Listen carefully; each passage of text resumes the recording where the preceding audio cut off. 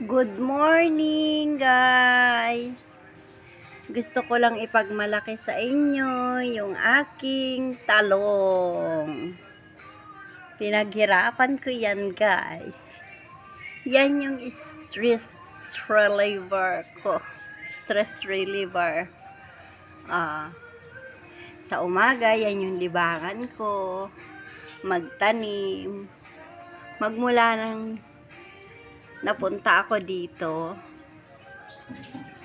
yan yung libangan ko everyday. Pero ngayon, nakakapag-harvest na ako.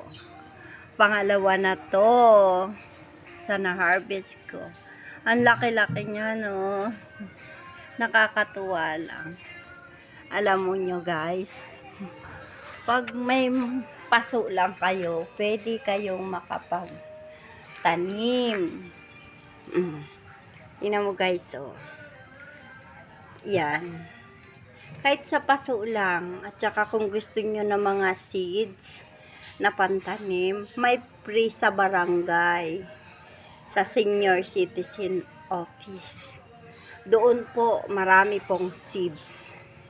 Yan po yung libangan ko everyday. Yan. Yan talaga yung aking.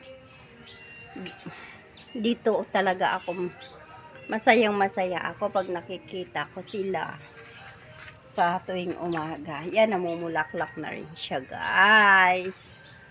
Yan talaga yung every morning ko. Yan yung routine. Nakakatuwa siya, guys, oh. Nakakatuwa siya. Tuwan-tuwa talaga ako.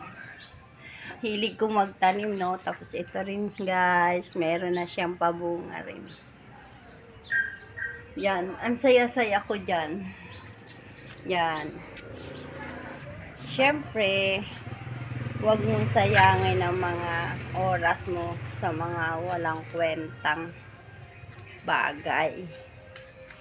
Paglaanan mo yung pagtatanim everyday. Kasi balang araw, maybe 6 months, makaka-harvest ka na. Lalo na yung may mga bakanting dyan, lupa. Naku, guys, sipagan nyo lang. Pag may tinanim, may gugulay. Salamat po sa mga suporta ninyo sa pananood.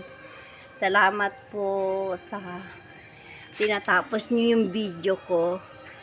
Dahil malaki rin pong tulong. Once po na na-monetize ako sa Facebook ko, makakatulong na ako sa mga taong gusto kong tulungan. Siyempre, nandahil sa inyo. Sa totoo lang po, sa pagbablog, tiyagaan lang.